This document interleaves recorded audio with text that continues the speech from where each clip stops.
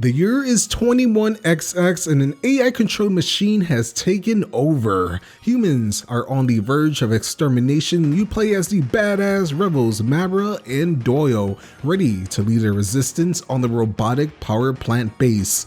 The chance of surviving is slim.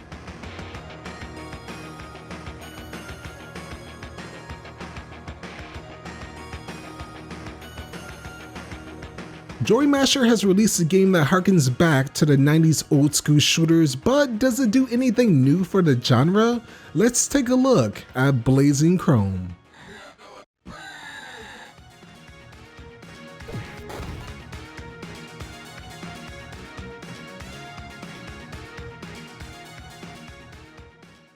When starting out, you have an option to select two characters, Mavra and Doyle, with two other characters becoming available later after completing the game. We'll get to those two characters in a little bit. So with Mavra and Doyle, they are identical, which is unfortunate. I wish they did have some different gameplay elements, or at least a little bit in terms of the weapons that you get. Unfortunately, it's only their appearance, which you have the military soldier and the robot with a mohawk. So going over this game, it shows you the basics, which I like how it shows an indication of all of the things that you can do in this game. You have your ability to move left and right.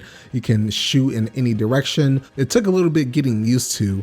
Along with this, you have three difficulty options: easy, normal, and hardcore, which is unlocked after beating normal. As you would expect, easy, you have the most amount of lives, also unlimited continues. On normal, you have 5 lives and unlimited continues, and on hardcore mode, you have 3 lives and 3 retries. And I guess, in my opinion, that's where the game really is challenging, although it's still pretty challenging even on normal mode. With 5 stages to select, they all have their own unique theme, and what's really neat is the map screen where you select it. You can play any of these stages out of order, which is one of the cool things that I like playing. And in my opinion, some of the stages weren't really well indicated from their difficulty. At least for me, I found some of the stages easier and some of the other stages harder. So with all of these stages, do they play differently? Are they unique in their own way? Do they change anything up? I would say yeah. They actually play pretty differently. In one stage, the second stage, you're on your motorbike for the first half, which is pretty cool. And in this game, you're going against a lot of bosses. So since this game is heavily focused on a lot of boss gameplay, actually going on the bike and fighting these bosses was actually pretty cool, especially with the hazards and all of that stuff that you would expect from a lot of side-scrolling shooters. Or in another level, you'll be in a jetpack and you'll be flying through a tunnel, fighting enemies, which is actually pretty cool. That's the first time I've seen that. Not entirely sure if any other game has done that, but I really appreciate the different amount of things that you can do in the levels. And well, I guess going into all of this, how does the game play in terms of weapons? There's a total of 4 weapons in the game: the machine gun, the whip gun, the grenade gun, and the laser gun. All of these weapons have their own unique uses, and for once in these kind of games, the machine gun, the base gun, actually deals a decent amount of damage, and it didn't feel like I was handicapped when actually using that. You have the whip gun, which you can use in interesting ways, pulling items towards you and also extending it depending on how long you hold the trigger button. And with that, it's actually pretty cool taking out the smaller enemies. Different guns are for better purposes, with the machine gun being a more all-around kind of weapon, the grenade gun being that burst weapon, which is really good doing AoE damage, but it's slower. Then you have the laser gun, which is a mixed bag for me because I could never use this correctly. You can use it to like penetrate enemies and it deals a really good amount of damage. It's just at times during the stages, there's so many things happening at the same time, and it's kind of hard to keep track. I feel like it was better to use the machine gun or the whip gun or the grenade gun personally, but the laser gun I can see being really good if you get to master it, as you can charge it up and have this laser in a stream, or you can even use it to shoot normal shots. So all of these weapons play differently, and at the start, I was kind of worried that only with 4 weapons would it feel boring later on, but surprisingly enough, I think this was the correct amount of weapons in the game, although it wouldn't hurt to see more. Though these all kind of cover their bases with the long range, the burst weapons, the extended damage, and they all have their different amount of replay value if you want to play one way or another. The one cool thing is if you have your base weapon and you die, you won't lose your other weapons. However, if you do have the whip gun, grenade gun, or laser gun out and die, you will lose that until you find it again.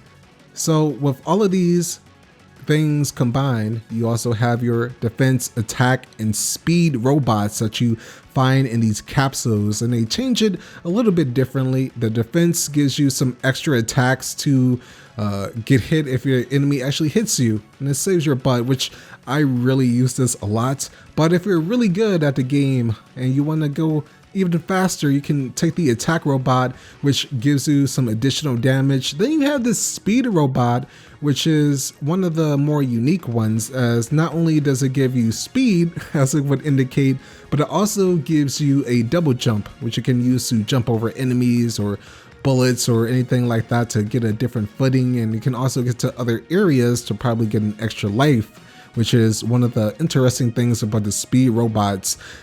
Probably if you're speed running, of course you will want that robot, or maybe the attack robot, depending on your playstyle. So I'm glad with all of these things that kind of switches it up, and it's not like they are stingy with the capsules and the weapons. They give it pretty frequently, less so once you go to the harder difficulties, but it's still pretty fun all around. This game is really heavily focused on bosses, and playing through all of these bosses was really the highlight for me.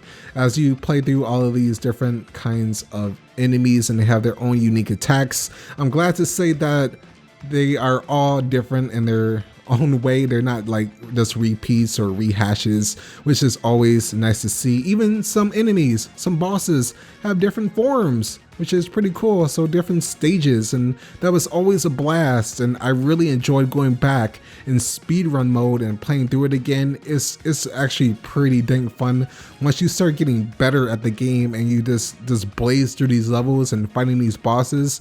I still have a long way to go in terms of playing through the stages without dying, but I'm getting better at it, and that really adds to the value of the game and the replay value if you're into that. So earlier I said that there were 2 other characters in this game, and you unlock those after completing the game, and they play differently. Again, the female and male are palette swaps, but they play differently in terms of being short ranged, and they also have a teleport ability. So with this, you can really change it up.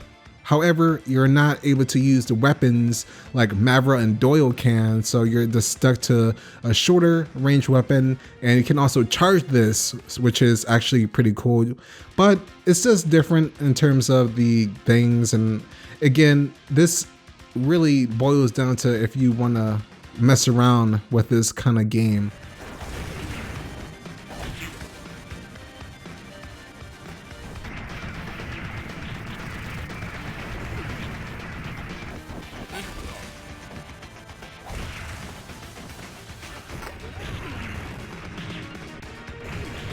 When it comes to the sound design, when shooting the enemies and having that feel of it, I feel like the guns were a little too quiet. You can adjust this in the options, but still, even like when I turned it up a little bit, I still feel like some of the weapons, especially the machine gun, was quieter than I expected.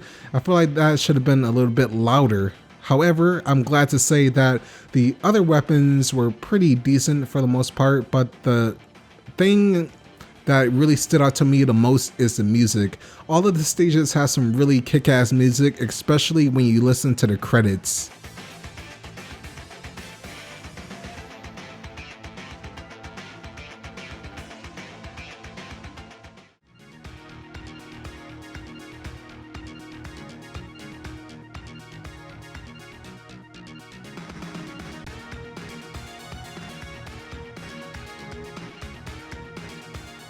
I recommend this to players who want an old school feel of the game, like the Contra games, especially the Hard Corps series. Just don't expect this to do anything new in the genre, which I guess isn't a bad thing, as every game doesn't have to do anything new to really have fun with it. Although For this particular one, I wish they did add a little bit more. Have you played Blazing Chrome? Is this a game that you were looking at? Is this a game that you might pick up in the future? If it's on sale, then let me know in the comments below. If you enjoyed this video and want to stay up to date with my indie and Nintendo related content, then feel free to subscribe to the channel. As always, everyone, thank you so much for watching, and until next time, take care.